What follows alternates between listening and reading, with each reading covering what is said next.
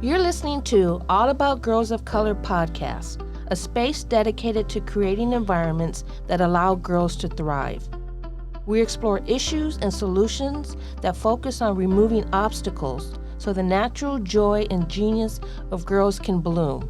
Join us as we dive into conversations all about girls of color and the women they become. I'm Tanisa Kunright, the founder and executive director of Detour Empowers and the Fancy Teen Girls Leadership Academy. I'm Gabriela Delgado, an educator and principal consultant for Saving Our Starfish. And I'm Janedra Sykes, an equity, diversity, and inclusion certified organizational development coach and consultant and a partner in Arboreta Group. Disclaimer. Our intention is to bring our whole selves to the conversations by bringing our professional and personal selves to each episode. Any views or opinions on the podcast are personal and belong solely to the creators and do not represent those of people, institutions, or organizations that the creators may or may not have been associated with in a professional or personal capacity unless explicitly stated. All right, everybody, welcome back to our All About Girls of Color podcast.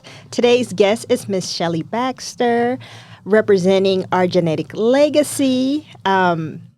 I met Shellie, a couple years ago. I don't even remember. 2018. Yeah.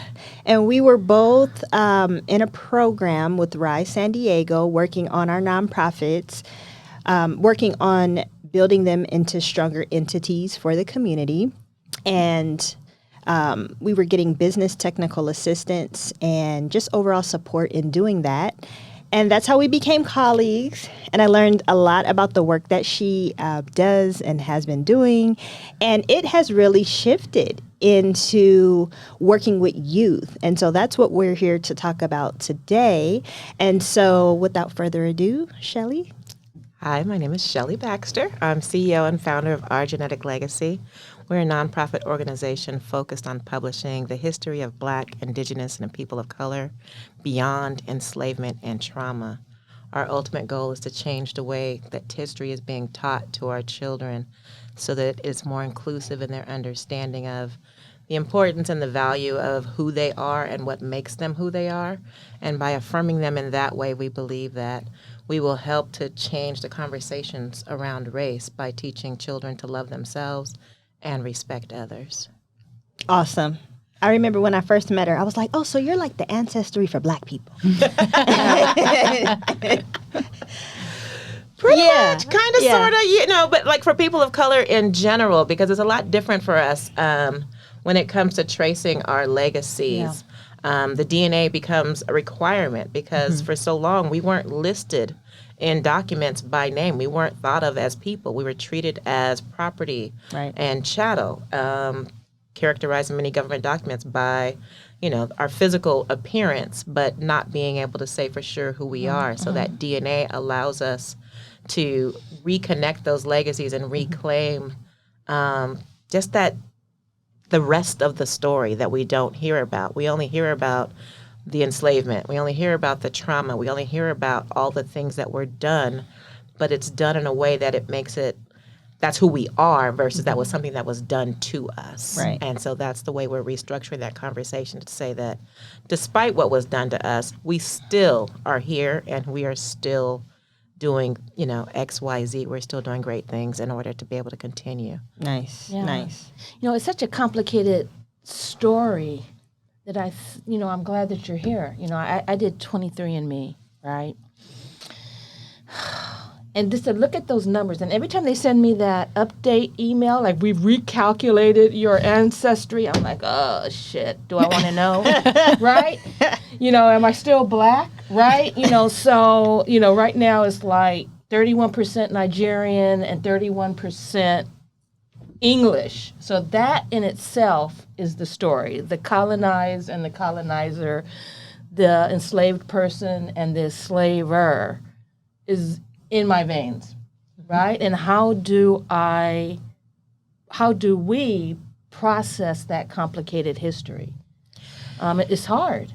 It's one of those things that in my research, that was the goal. You almost had to connect to a family of European descent to figure out where you started from, where you came into America at, in order to know where, how to, everybody wants to go back to the motherland. Everybody wants to figure out where am I from originally. And so when I was able to connect some of those dots directly using the DNA to two lines on my father's side directly to, the enslaver. That just happened in the past year that I was able to finally make that connection. And it's a head trip. How'd you feel when you get there? And that's just it. I still don't know. Yeah, because I don't know if I want to know. I don't. What I tell, especially now that I'm working with youth, is what I tell them. Whatever happened, and it had to happen in order for you to be here. Right. And so we get choices. Yeah. You get to choose the parts that you want to take. You get to choose the parts that you want to reject. And then you get to, celebrate the fact that in spite of all of that, you're here. And so I still definitely, gratitude isn't the word. You know what I mean? Because it's a complicated trying to figure out what is that word? How do you define that? But it had to happen. It was a necessity. And I'm still processing how I truly feel. There are certain things I'm going to do just because I can. Like I'm going to join the, Daughters of the American Revolution. Why? Because I can. Behaya! Yeah, right. Hey, y'all. I'm Cousin Shellie. How are you? What's up? When's the barbecue? What's for dinner? How, what that actually will look like outside of, those types of things. But there's so many things that have been denied that I'm going to take advantage of those just because I can. And to prove that, we're always talking about imposter syndrome and, feeling validated and do we belong? I absolutely do. So because of that, we add that to the list of things that, when who are you? One of the Daughters of the American Revolution. Yeah. Don't have to be proud of how it happened, but it is part of who I am, and I can acknowledge that. And I also think it's important because it puts truth to America's true history. I mean, it's been a multicultural country before it was a country. When you hear Hamilton's wife was South Asian, I mean, people migrate. And I think those stories are so important. And we don't get them. We just get these large groups of people that usually show up in a group, usually a traumatic experience in the history of it. And there's no sense of Black, Indigenous, people of color being actors in their own lives from the very beginning, resisting from the very beginning. I think often of Rosa Parks' legacy, and we're taught that all of a sudden she decided to sit down in the seat, which the truth is, decades before her, people were protesting on public transportation. She was one of a long line. Right. Yes. But we're taught that she was just, got sick and tired one day. No, it was a strategy. It was a history connected to it. And that's, for all groups, Latinx community. I mean, it's Los Angeles, California, Yeah. How do you begin to unpack all of that with young people in your work? What does that look like day to day with them? A lot of it is just they feel seen in a way that they no longer have to hide certain parts of themselves. I did a cohort over the summer. That was my first one of 23 first gens. And so their DNA looks a lot different. Because of the structure of the enrollment, we weren't able to get the DNA in time for the program to start. So I was teaching them how to do it the traditional way, do the traditional research. And a lot of that involves having conversations with family. So a lot of times we take things for granted that we know what the story is, but by making them go back and revisit, it strengthened a lot of their familial bonds because some of them spoke to grandmothers that they hadn't spoken to, just because of disconnect within the family that they hadn't spoken to in, since their childhood. And their parents, didn't have an active participation. And really doing that work and understanding, a lot of them, really all of them at the end came away with, I thought that I had, in order to be American, which, another term we've co-opted is North America is the only one, another story. But in order, to be accepted, that I had to reject that side of me. And by having it celebrated and validated in this way that I'm a part of the U.S., I'm a part of the history of the U.S., we looked at it from that level. And that really affirmed, who they were as people and made them feel more confident in who they were. We had a number of students who had, our first-gen Vietnamese students, and they were like, we've studied the Vietnam War and we've studied Vietnam, but it didn't mean anything until now, because now I look at it as though my grandfather fought in that war. That's the reason why my family left Vietnam. We had others who, one whose mother left and with nothing but a suitcase and 3 kids, and then lived in a refugee camp for years, and then came to San Diego, lived in a shelter, and now she is where she is now. So now they just developed a new appreciation for the struggle that it took for them to be here, and focusing on that is kind of what I try to gear where we're going, because we have choices in how we choose to deal with the information. You can get stuck in the weeds of the negative and stay there, or you can take the pieces that work for you and then leave the rest behind. That's part of your story, but it doesn't have to be the story. Yeah. And that's what I'm trying to teach all of our youth, is that, we are the authors of our own story, and who better to tell it than us. than us. Yeah. And I think that's so important, especially when you're working with youth and trying to get them to see their value, strengthen their self-esteem and confidence, and connecting that to their journey, because oftentimes they are just looking at what's going on today and what they've been through in their short amount of teen years as the beginning. But when you go back and you say, hey, these are the things that have happened, prior to you getting here, and this is also a part of your journey, it's just a connection that they're able to make between who they are today and where they came from, and then what they can do when they put those things together, realizing that it's not just them on their own trying to achieve a goal or become a successful person or do whatever it is that they want to do. They have, the strength of their ancestors, right? And they have a whole community and culture behind them in support of who they are and where they're going. Yeah, I think it's easy to get caught up in your day-to-day. You're in this bubble. And you think that the whole world exists in that bubble.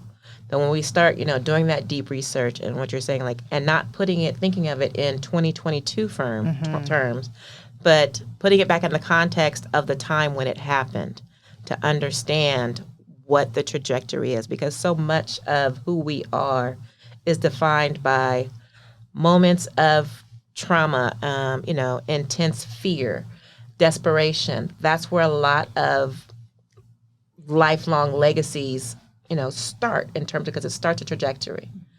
And this is a way that we can honor that, but move on from it, learn from it, but not repeat it, because so many patterns, we don't even know are patterns. Yeah. Because we only know what's in this bubble. And as we learn more, then we start to look out beyond ourselves and be able to okay, we can figure this out. Or if they were able to figure out how to survive. Yes. Just basic survive. It seems like such a simple thing, but it's major. It's big. When you're being, literally hunted on a daily basis, and you're literally, there are laws and different things in place strategically to make sure that you don't live. So then when you live despite that, and now you're in a position to where you can, grow higher, think higher, do higher. You have, it's in you. I call it, the audacity of my ancestors to survive is the reason, why I know I can achieve my dreams and do what I want to do, because I shouldn't be here. So I'm going to keep being that miracle, and I want to keep instilling that in our youth. Because if we're preserving this history, who are we preserving it for? Yeah. And so by involving them, they will start doing that work now, so that we don't always have to do this. The only way we're going to be able to make that change is if we change how we are teaching. Because if we continue to teach in the way that we are, that has this exclusionary, where we keep highlighting the falsehoods that have been told, or the partial stories, without acknowledging the rest of the story, we're going to continue to have the same problem. So we have to do something different. And the response to this methodology, this way of teaching, where it's, it's not against any person. It's mutual respect of all people, but it just seems controversial because we're telling our own stories, and that's never been done. It's never been done on a platform of this magnitude. But it's just like, I'm always amazed. I mean, inclusive history is simply more interesting. Exclusive is boring, right? But when you think of the mix that's America and the interplay and the people, I think about my ancestors and I think, how did they get out of bed in the morning, right? Let alone have the cookout, where the music is blasting and there's a moment of pure joy, It encourages me when I'm in my pity party. That happens only occasionally. But, my question to you is like, what's the origin story? I mean, what happened in your life that, and if it's not my business, say so, that you had to do this, that you had to start this?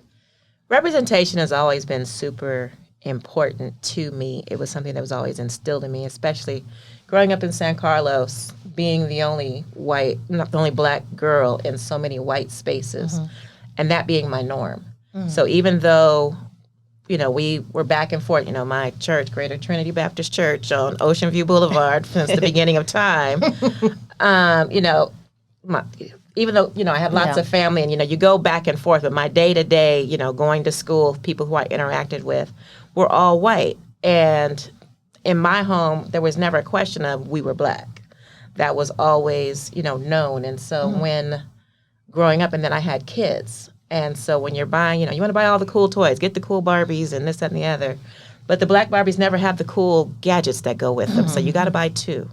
You got to buy the Barbie with the Shamu and all the SeaWorld stuff, the white one. Then you got to get the black one, and you got to unseal the box, put her in, glue it back together. You got to color in all the stickers. I've always done that. Yeah. So that I always said, if you break into my house, a black person lives there. There'll be no confusion. And so just seeing how knowing who you are just biologically strengthens and empowers you, and seeing that in my own kids, and then getting to a point to where they're now grown, 23 and 25, almost 24, 26. They're 3 weeks apart. Having the opportunity to what? This can be bigger than just, why would this be just for my kids? Yeah. There's a way to expand this conversation. And it also helps me in my own research. You know what I mean? So it's like we can still have that community, but as we branch out and broaden it, it creates more opportunities, because I've been doing research for over 15 years. And like you were saying with the 23andMe, it's the same thing with Ancestry, where you see the commercials, and you take the test, and you think like, let me do this. I'm going to know who I am. And every black person I know wants to figure out who their African ancestor is and who their indigenous ancestor is, because every black person has a grandmother who, oh no, she was Native, she had long wavy gray hair, I have pictures, and then they do the DNA test and it doesn't show up, and so they become discouraged and just walk away from it. Meanwhile, Ancestry continues to collect this data, but I'm actually interested in the stories, finding those stories, and in trying to do that work, just the complexity of it. And so trying to just, creating a way to teach people how to do it and, miss a lot of that startup time, not take 15 years to find out, who your ancestors are. Let me show you based on what I've created a system called legacy tracing that will get us there a lot faster. And so that's why we teach people how to do their research versus doing it for them as much. Now that we're about to have reparations and, the genealogies become more important, I'm having to add another segment of where we'll do it for them. The reason why I didn't want to do that before is because it is very time consuming. But I'm seeing the need for it. But ultimately, my ultimate goal is to teach people to do the research for themselves, because research is never done. It constantly is ongoing, and so many companies will take your money but give you the same information that you gave them, because everybody has to validate the information again before they can go further. So they're not doing that on their dime, they're doing that on your dime. So teaching people how to do that work and when and where it makes sense to spend money when you need outside research, but there's so much of it that you can do yourself. And I think there's a greater sense of satisfaction when you do it yourself, because I'm kind of a detective in that way. Like, I watch every Law and Order, every Criminal Minds.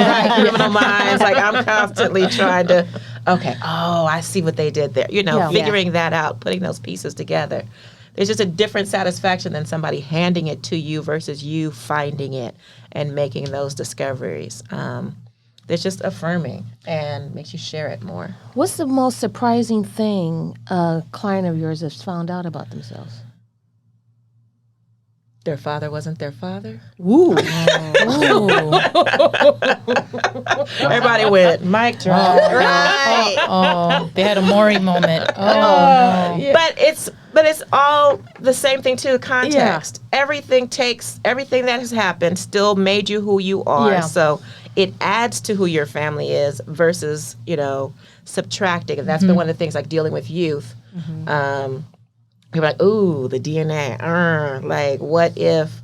You're right, that is a possibility. But if we frame it and contextualize it and have the conversations and give them the language and the skills, not just to talk about the race and how that is actually manifested in real world, but also who you are and, know where all that, what's biological, what's chosen. Black folks are used to having large chosen families. Yeah, I was about to say chosen. Yeah. We have all the cousins. Right, cousins, aunties, nieces, and nephews.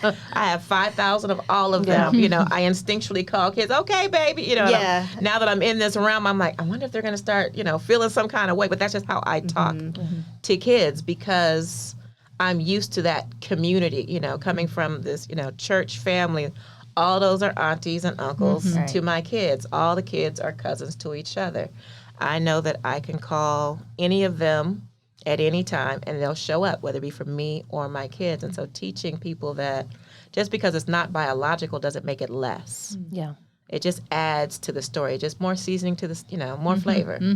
And to teach the kids now will prevent a lot of problems later, because it's not this revelation where you thought you were one thing your whole life and now the whole foundation is disrupted because it's not what you thought it was, and you have to process it, with that much more information that you're trying to put into context. And so we also, keep an eye on the mental health aspects of it, because it is so huge. And it's not just even, when your parents are exactly who they're supposed to be. Understanding the context of race. What does that mean? You're talking about 23andMe and, the ethnicity percentages constantly changing. Ethnicity is a man-made construct. That's not science. They made that to classify and to, to categorize. Yeah. So it's constantly changing because they're constantly increasing the number of people that they're comparing you against. And so each company has their own data set that they compare you against. In the beginning, I think, I don't remember the exact number, but it was like 300 and something people that Ancestry was using for the entire population. That's who they were. That's a hustle. They just made the regions much larger. And so now it's, now they're having a lot more, samples, a lot more data. So the ethnicities are constantly changing because now they're making those efforts to go into some of these regions and get more samples in order to compare against. But you can look at, the white papers from either Ancestry, 23andMe, any of the testing companies to find out what are the percentages that they have of these different ethnicities that they're even testing you against. Right. Where are these populations coming from? Because we just buy into the marketing where, we saw the commercial. Right. Send off the sample, the leaves pop up. Yes. Then I'm going to have a tree. Then the video's going to start to play. Yes. And the reunion comes in. Right. It's going to be a finding your roots moment. Right. As soon as I, get that first email, and then realizing that it's not becoming discouraged and not doing anything and walking away from it versus understanding, how to do it. And so that's what I want to offer people, because there's just so much richness that it adds. And there's a lot of people who are saying like, oh, the DNA is the man, the government, they after you.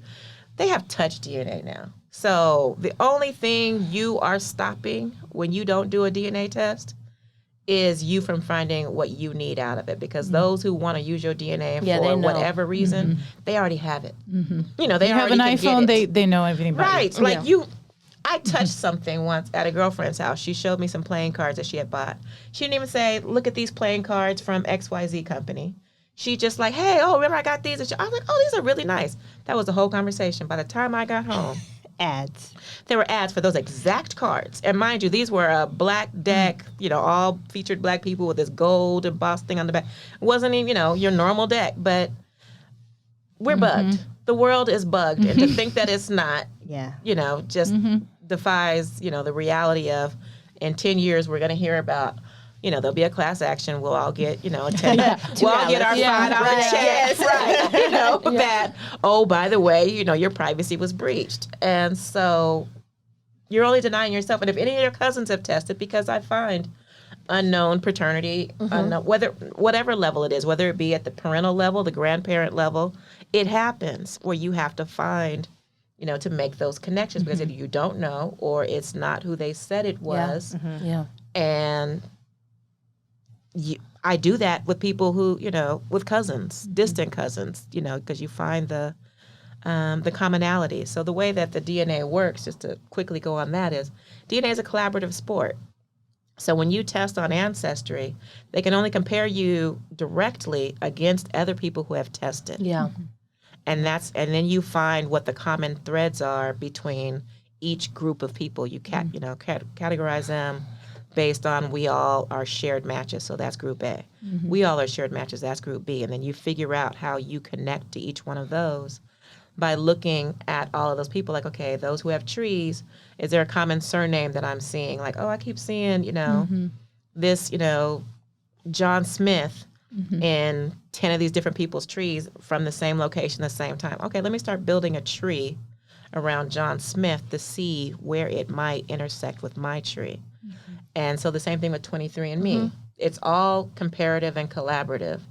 Otherwise, you can't find it. So everybody's DNA story is going to be different in terms of what we can find out based on the closeness of the relationships of those who have also tested. It's based on what they have already. Right, and what's already, you know, tested. So if there's somebody who you think is, you know, a certain level of relative and they test and come back as either not a match or the percentage is not what you thought it would be, you can look at those percentages and see what the probable relationships are to start figuring out like where you need to look. And that's all, you know, a skill that, like I say, I've developed over the past 15 years, and being able to pick that up, and it becomes intuitive, which I didn't get for a long time when I first started teaching people how to do it. Because I've been doing it so long, some things of it, you know, you just come second nature to you, and you don't give it credit because you're like, oh, no, you see this? Okay, so that's probably a maiden name, or that's probably her middle name. Let's keep looking. Oh, see, look, there it is. That's why we have the two names. You just keep going. I was like, oh, I thought that was 3 different people. Right. Wow. And then that's what it was like, how'd you just do that? It was like, you know what? That's my bad. Because you're good at what you do. You're good at what you do. Yeah. So, and then talking about the more advanced form of research that you're doing, can you tell us about the story of the drone program, which is what you're working with the girls on now, and how you're utilizing the more modern ways to teach our kids about who they are and where they come from, versus the incident that happened in the school district, to remain nameless, where they had the kids in the classroom picking cotton. You know what is that? Because I don't understand why teachers feel like they always have to go back and reenact that period of time. That's not the only way to teach, you know, what happened back then. Because that wasn't the only thing that happened. Right. Yeah, like show some escapes, right? Right. Let's act out burning down the plantation and running. Exactly. Let's talk about Harriet. Let's talk about Nat Turner. Like, Yeah. About that, the school that remains nameless. The problem is that it's more than one school. It's more than one teacher. It's nationwide. So many think that, it couldn't happen in San Diego. It absolutely did and has been and continues to. In 2022. 2022, right. So this new way shows, 'cause I think some people just rest on what was done, fine-tuning things based on the way it's always been done. But because I've never been a teacher, I didn't have those restrictions. I just knew that the impact on my kids and on others was a negative that I had a way to change that narrative. And so when started looking at the genealogy, turning it into a business, how would I do that? It grew into this because the strength is what I want to focus on, not the struggle. Right. I feel like when you teach in that experiential way, that you're actually not teaching them about enslavement. You're teaching them that it could happen again, because I'm going to show you how it could happen again, because I just did it. You guys are generous. Right? Because it's not even the struggle. It's displaying the subjugation. I know I didn't pronounce that word right, but you know what I mean. Yeah. Right? I mean, that's a power move. And seemingly subconscious. Whether it's conscious or, as teachers, you have to be conscious. Yeah, it's like the old thing, like, whether it's murder or manslaughter, one being intentional and the other being an accident, somebody's still dead. At the end of the day. Right? And it just happens too much for it to be an accident, right? So I'm being Debbie Downer today, but I think it's a power move. And, and I'm grateful for what you do, because our kids need something to combat that, a knowledge in real time, to be able to not internalize that. And I think the internalization is the part that isn't given enough credit to by the teachers who do that and others, because they're like, well, that's how I learned it and I'm okay. But are you? And then there's that. It's like, so exactly. Yeah. The fact, and then there's a time factor, there's a life factor, like putting together a curriculum that celebrates in this way when you don't have that skill set or that knowledge. Like, you don't even know how to do it, so you keep doing what's been done because there's a paradigm, there's something to follow. But creating something new takes time. It takes, and if that's not what you do, you teach, but you're not trying to change the world in that way. So then you're asking for a skill set that wasn't part of the job description, And by me creaking the curriculum and, you're making it packageable. Right. Now it's like, you can't say, oh, I didn't know. I couldn't do it. I didn't have the time. No, I'm giving you a packaged program that will allow you to teach the history in a way that will change the trajectory of all of your kids' lives, because they will gain that mutual respect and that self-confidence. And let's try that out. Let's see what it looks like. And we've had a lot of teachers who've gotten really excited and are on board, and then it just becomes a funding issue. Because, as a nonprofit, oftentimes people look at that as like, oh, it's for free. Like, and even though I offer my programs for free. Right, exactly. Or, you have some who, oh, well, I can do that. Okay, well, then why haven't you? Like, listen, I'm still trying to figure out how to do it. So if you got it figured out, like, I'd love a model to, be able to just fine tune. But it's deeper than that. And then also understanding that there's a power in being taught certain subjects by people who can relate to it in a way that you can only think about or wonder or empathize with. It's just different. When things happen to you directly, it hits different. Like, you can say, oh, I thought, like, when my father passed, and, we call it the Dead Daddies Club. We're a little sick about it just because it's our reality. It's who we are. When I had other friends, when their fathers, you could empathize, you could, give them hugs, and, I know that must be hard. But then when it happens to you, you're like, oh, wow. Whoa. And it's the same thing with, when you're teaching. The reason why they talk about, representation amongst teachers is so important, because you can relate in a different way. So with our drone project, Descendants Recovering Our Names, it's all BIPOC girls teen girls, 16 to 18. We have one 14-year-old because she shot her shot, and who am I to tell you? Right. She saw the ad for the program. She loves history. She loves drones. She sent me this long paragraph about why she should be included. And, we did the interview with her and her mom, because I did interviews with all of them with their parents to make sure that they understood the level of commitment, because it is a year-long program, and we have a lot that we're packing into this year. And the mother was on board, and everybody was on board. I was like, the daughter, 14, at that time still 13, she's still going on and on about why she should be. I was like, baby, you're in. You're in. I just got to figure it out, but you're in.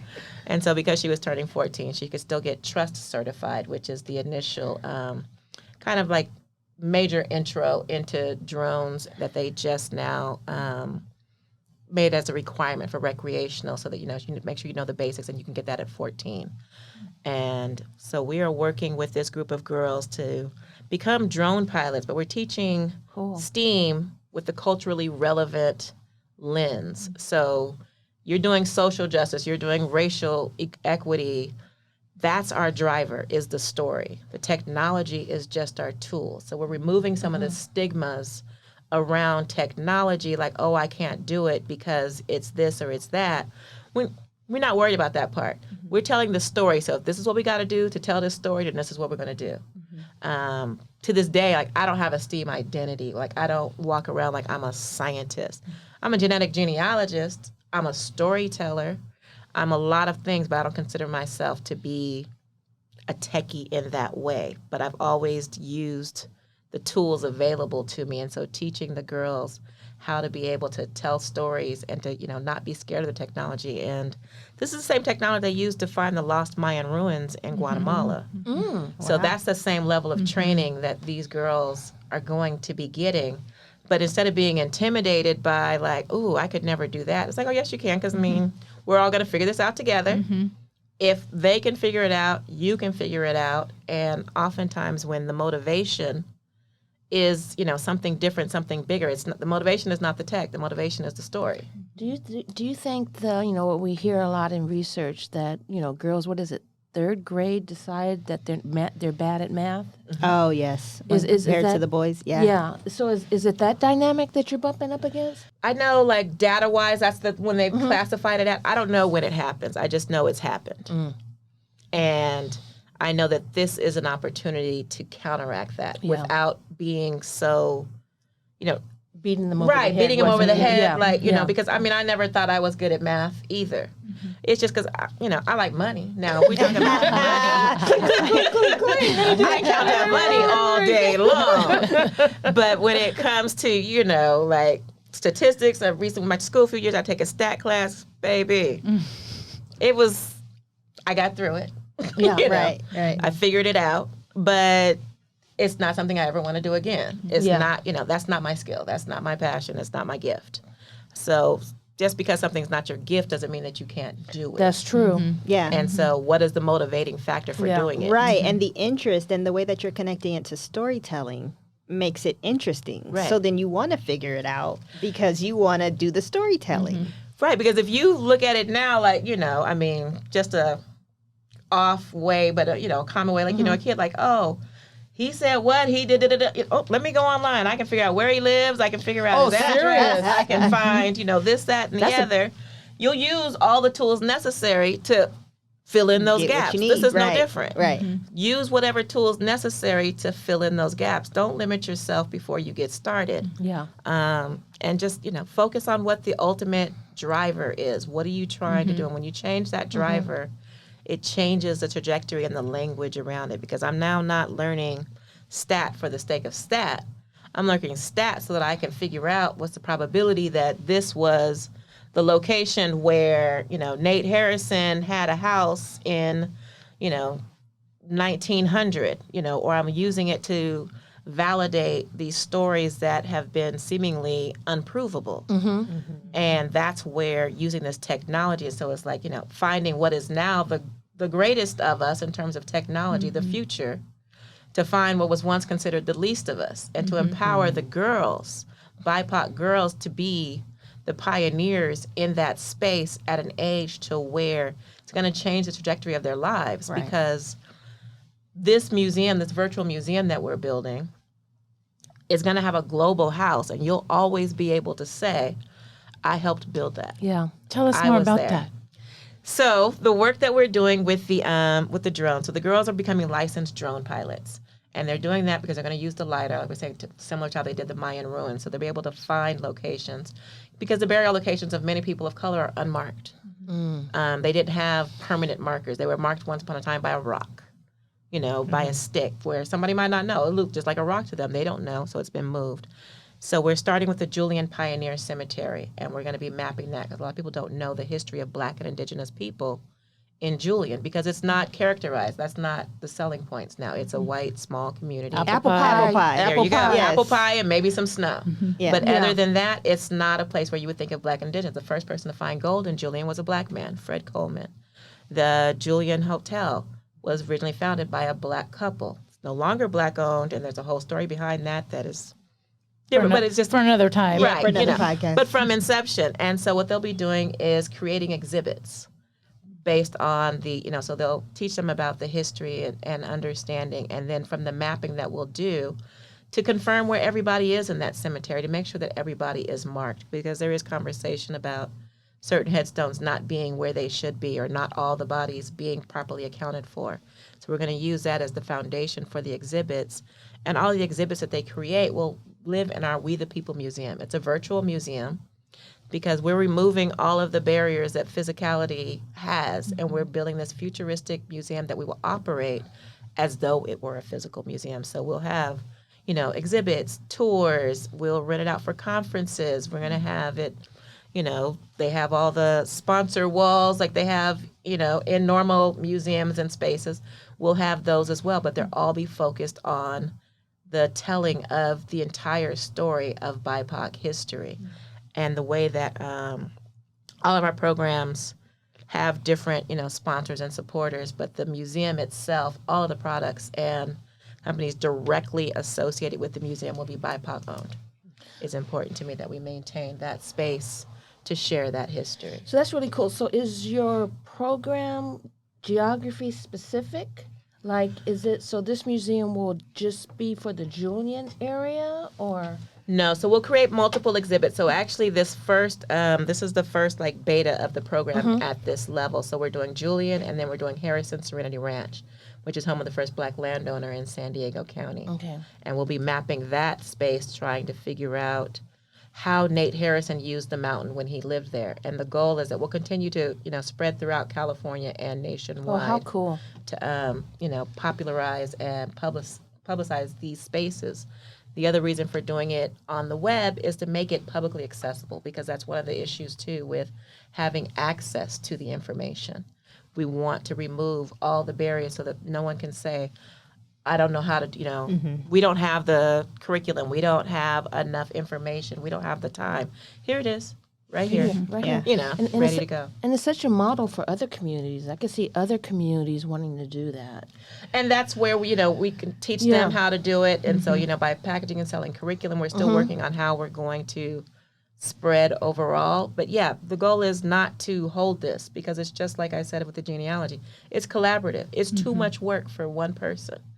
I realize that. So I want to create a system to make people able to do it that much faster, but to feed the end goal. Franchising. Yes. Right. So there's that. It's on the table. Right. I know how to count money. We might be a nonprofit, but we have revenue generation Exactly. built into our nonprofit. We're building it like Yeah. a normal corporation where it has revenue generation. The goal is Perfect. that we can Great. be self-sustaining That's in what I our was about to say, operations. self-sustaining, yes. Yeah, right now we need more help because we're starting up, but we have a plan. And so involving the girls in this plan as part of the program, where they are now helping to co-create this museum. They have ownership in the museum. Cool. We go to the museums in Balboa Park and we, look at the exhibits, see what the experience is. How does that make you feel? what would you like to see? And they walk around like, oh, when we do our museum, we're going to do this or that. Like, did you see where they did that? Or, you'll see something else and you'll be like, oh, I really like how they did that. Yeah. So we do market research and really teaching them the fundamentals Cool. of building. There's certain parts of it that are just universal in terms of building a business, being an entrepreneur. So they're seeing how we're doing it for the museum, but being able to use those skills for whatever endeavors that they may want to go into. And that's just, we have a group of 16 girls that are just amazing. We've only been together a month, and you wouldn't know the way they just instantly clicked and gelled. There was no pretense, no funny acting. We just jumped in, and it's like we've all known each other for the longest, and just, to do this work because it's bigger than all of us. Yeah. Mission driven. Understanding that it's bigger than us. It's not about our all individual egos. It's about telling this history and preserving it and creating a brighter future. And on that note, I want to ask you one last question. So when you are winding down and, considering retirement and when you are looking back, reflecting, what do you hope the story would be? She didn't let no get in her way. And I didn't allow what I didn't know to keep me from doing what I wanted to do. Well, that's a sermon this morning. You just I don't told know y'all what we it met is. in class. I told you we met in class. Yeah, you just Shellie was going to find a way. yeah, you just don't know how I needed to hear that. Right? So thank you. Yes. Thank you so much Thank you guys for what you having do, me. for you, being thank you. here, for being, when you were talking, I kept thinking of an anchor, and not in a bad way, because I thought you take something that perhaps is an anchor that can be harmful and the history can be hurtful, but you're taking now this idea of, but the anchor now provides you connection and roots and dependence of connecting to something that matters, not to the hurt, because you're taking them on this amazing journey of growth. And to me, I think what an amazing blessing and opportunity for these young women to connect with you at a young, ripe age. Right. To think, imagine if we all connected with Shellie when we were 16, trying to find our journey. We're still trying to find our journey. Yeah. So thank you for what you do and continue to do, and never take no for an answer. Yes. It's my takeaway for today. I'm gonna take no for an answer. My takeaway is don't let what you don't know stop you. Okay? Do it thank anyway. You. Yep. Yes. And just continue to be. Thank you. Thank you for joining us, Shellie. Thank you guys for having me. I really appreciate it. That does it for us on this episode of All About Girls of Color. Catch you next time. This podcast is made possible by the California Commission on the Status of Women and Girls. Additional sponsors include San Diego County Employees Charitable Organization. You can access all episodes and connect with us via email at allaboutgirlsofcolor.com.